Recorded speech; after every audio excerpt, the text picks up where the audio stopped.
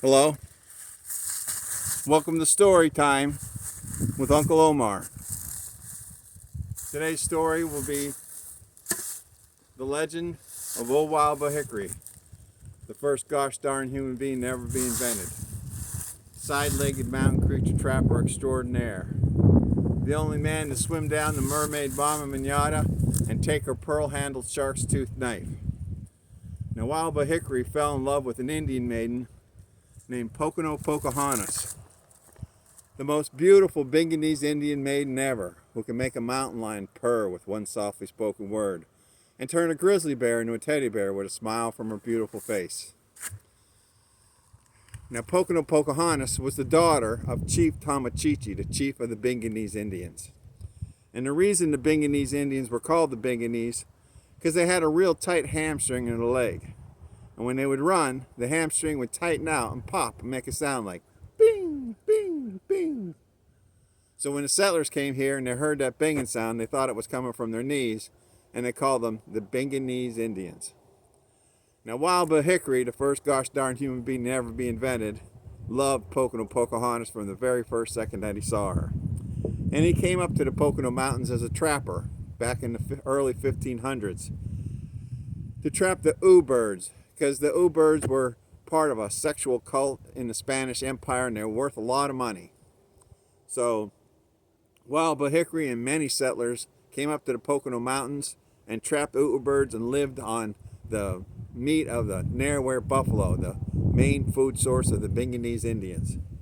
Now the birds, the male of the birds is called the bird. It's this bird with 2-inch long legs and 4-inch long testicles. And when he lands, you can hear him going, ooh, ooh, ooh, ooh, ooh. And the female of the species is called the bird. It's a 3-pound bird that lays a 5-pound egg. And you can hear her in the springtime laying the egg going, ooh, ooh, ooh. And when she's done, she goes, ah. So the birds and the birds are up here getting it on in the Pocono Mountains, and the trappers or traders are running around the hills trying to catch as many birds as they could to sell them to the Spanish Empire. Now, while they were here, they would eat narwhal buffalo, and the narwhal buffalo were the main food source of the Binganese Indians. You see, the narwhal buffalo were deaf, and they couldn't hear the Binganese sneaking up on them going, bing, bing, bings. And the only way a Binganese Indian could get any game food that wasn't a buffalo was if the animals died laughing, which didn't happen a lot, but some of the Binganese were probably the funniest Indians you ever had, and they could make an animal die and laughing with their jokes. The birds, the main source of the birds was the seacum seeds that fed the pasukum bugs, and that caused the birds to become very special. Okay, large harvest. This year there was a very large harvest of seacum seeds, and there was a overabundance of pasukum bugs eating them, and the state had to fur-line all the bird nests with felt so that the birds didn't all disappear from their testicles hanging so low. They're hanging so low as 4 and 5 inches below their legs. Okay, because there's so many pasukum bugs, they were just eating them like crazy. And the pasukum bugs were eating the seacum seeds like crazy. When old Wild Bill Hickory first came here, he was on not the Mayflower, but one of the earlier ships on the Mayflower that sailed to the New World. There was a lot of ships once the New World was discovered. And when old Wild Bill Hickory, he hid away in a wine casket, okay? And when the settlers found him on their way to Plymouth Landing, they threw him overboard because he had drunk all the wine. And as he was getting flung overboard, he spotted the mermaid Mama Minata, and he swam after her. Wild Bill wasn't big. He was only 3 foot 6 inches tall, but he had a lot of energy. And he swam after mermaid Mama Minata, and she swam away, but he swam faster and caught her and laid on old Wild Bill Hickory Hickey. Okay, and after a couple days of the Wild Bill Hickory attached on her like a grouper on a shark, okay, she trying to get rid of him told him about the Binganese Indians. She says, you never been banged till you've been binged by a Binganese Indian maiden. And he set off put on shore in Florida and worked his way north till he came to the Pocono Mountains and saw Pocono Pocahontas, the most beautiful Binganese Indian maiden ever, who can make a mountain lion purr with one softly spoken word and turn a grizzly bear into a teddy bear with a smile from her beautiful face. And he fell in love. And he asked Chief Tomochichi, her father, for the hand of her in marriage. And Chief Tomochichi did not want that marriage to happen, but he had no choice because the Binganese were starving. You see, the settlers, while they were trapping the oo birds, they were eating all the narwhal buffalo, and the Binganese Indians were on the verge of starvation because there was hardly any narwhal buffalo left. So the Binganese built a wall on the side of the river above the most dangerous rapid on the Lehigh River. And when the settlers came down off the Pocono Plateau, down the Lehigh River, heading to the Delaware River, which led to Philadelphia, they would have to pay a ransom to the Binganese Indians. And they called that spot above Staircase Rapids the Binganese Indian Let Go By. Because if you didn't pay them, they wouldn't let you go by. So Wild Bill Hickory knew that the Binganese Indians, when there wasn't anything going on, that they would smoke dried rhododendron leaves. And dried rhododendron leaves and Binganese Indian DNA had a strange anti-gravity reaction that when they threw rocks and they were high on the dried rhododendron leaves, the rocks would go straight up into the heavens, right on into outer space. So Wild Bill Hickory got Alligator McGee, probably the most famous trapper in the area. You've probably never heard of him. And they trapped almost all the side-legged mountain creatures, 500 of them. And Chief Tomochichi, the chief of the Binganese, he wanted a cash equivalent of the 500 side-legged mountain creature skins, thinking Wild Bill Hickory could never make that happen. But at the same time, that would be the Binganese Indians' key to survival, as they would have enough cash to trade for food supplies to ensure the survival of his tribe. So Wild Bill Hickory came up with a plan. He built a bunch of canoes and he got all the settlers that were up here trapping oo birds and trapped all the side-legged mountain creatures, nearly trapped 500 side-legged mountain creatures, nearly wiped out the whole species. All right, and side-legged mountain creatures, if you don't know, they're these small creatures like the size of a small billy goat.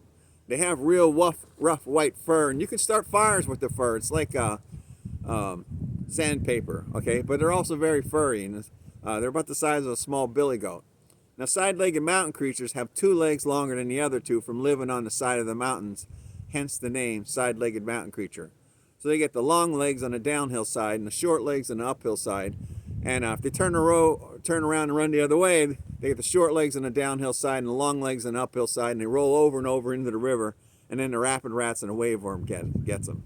That's another story. We won't talk about rapid rats and wave worms.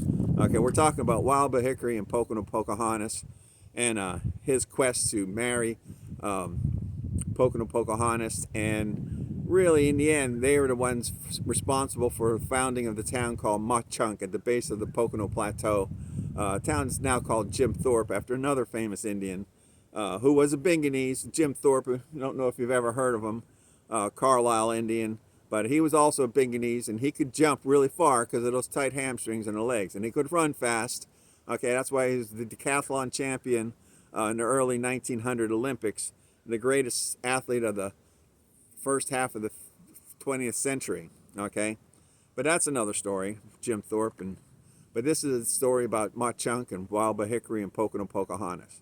So Wild Bill Hickory knew that the Binganese Indians, when they had nothing to do, they were hanging out at the Indian Let Go By, smoking dried rhododendron leaves and throwing rocks and laughing because the dried rhododendron leaves made them laugh, made them really hungry, and they'd have to eat pasukum bugs and seacum seeds. And they would throw the rocks and laugh and watch them go up in the heavens and in outer space. And the Binganese Indian women didn't like the men hanging out at the Let Go By, and just a natural phenomenon that continues to this day of men having a good time earning a living and the women not liking it with them getting high and eating pasukum bugs all day. So he knew, Wild Bill Hickory knew, that the Martians, there was these giant stone monoliths a couple miles upstream of the Binganese Indian Let Go By called the Martian landing pods.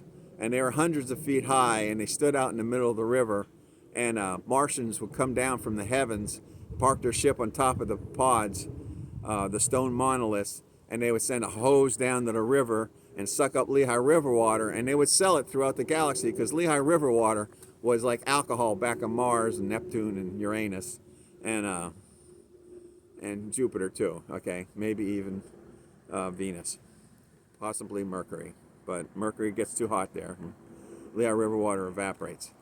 So anyhow, the Wild Bill Hickory came up with a plan on a moonless night and snuck up on the Martian landing pods. And when the ships came down to suck up the Lehigh River water, he tricked the Martians into getting out of the ship and riding off on the giant butterflies, drinking the Lehigh River water and getting drunk and riding off on the giant butterflies and the giant caterpillars, which is another story, okay, with the wave worms and the rapid rats. But anyhow, the ships were vacant, and Wild Bill Hickory took off in one of them, and he flew it round and round and crashed it right into the Binganese Indian let-go-by, right into their dried rhododendron leaf stash. Okay, and for 3 days, there was smoke surrounding the Binganese Indian let-go-by, and they were able, Wild Bill Hickory and Alligator McGee and all the settlers were able to navigate all the canoes filled with side-legged mountain creature skins and get it down past the Indian let-go-by to the base of the Pocono Plateau, where it was smooth sailing from there all the way to the Delaware River and then on to Philadelphia, where they could sell the skins and get the money. But the settlers were so glad to make it past the Binganese Indian let-go-by safe, and with all their skins, they stopped and they built a town there. And that town was called Mauch-Chunk, which in Indian means burning let-go-by, rocks going straight up. And there you have it. That's the legend of Wild Bill Hickory and Pocono Pocahontas, and Chief Tomachichi and the side-legged mountain creatures and birds and birds and pasukan bugs. Stay tuned for more stories from Uncle Omar as I tell you stories about life and politics and who knows what, jails, sailing, and all the other places I've been. But this is my river story that I would tell to the rafters as they went down the river. And I'm going to leave you with a little song. It's a coal miner song from the Poconos way back when they were shipping actual stuff down the Lehigh River like coal. And that song is, "On the White Bear Road, there was a hole, and in that hole died many poor souls. Now old Jim Flynn, they wouldn't let him in because he drank intoxicating gin. So when I die, don't bury me, just pickle my bones in alcohol. And on my grave, please put this sign, keep off the grass or pay a fine. Or pay a fine." Okay, and if you like this video and story times and you want to support me, I'm going to open up a Patreon channel and probably a GoFundMe, because I got a tooth I got to get extracted and I'm out of money, which a good storyteller really shouldn't be rich, to see if I could pay for things, and maybe you could help me out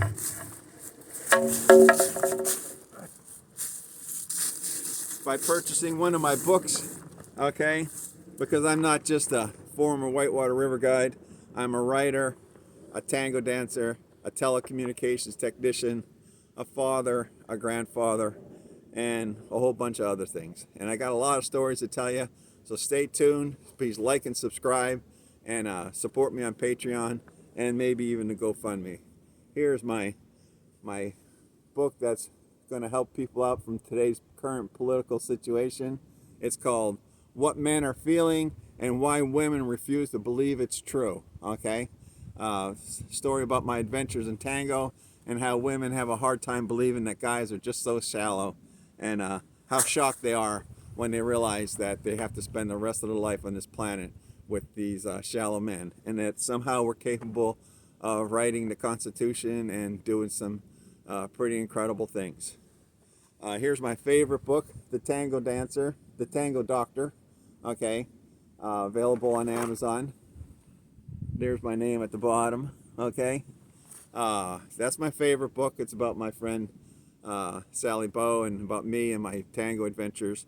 It's fiction. A tango dancer discovers that he can save people from deadly diseases by dancing tango with them. And then he has some more adventures after that. And here is the first book I wrote. I used to be a Whitewater River guide. Now I'm just a granddad and a poor person living in Trump's America. Okay, this is called River Tango, and it's a fictional book about a river guide who loves a woman, and she leaves him, and he tries to find the meaning of life and ends up dancing tango and meeting other women. And I don't know if I'm the greatest writer in the world, but at least I tried. So here's my books. River Tango. I really love this cover. My nephew did the artwork, and I did the cover all by myself. I love that cover. And then here's the book that's going to help people realize that men are really strange, and we all just got to get over it and get used to Trump being president. I didn't vote for him, but he is my president, so there we go. Omar, Uncle Omar, over and out. That's it.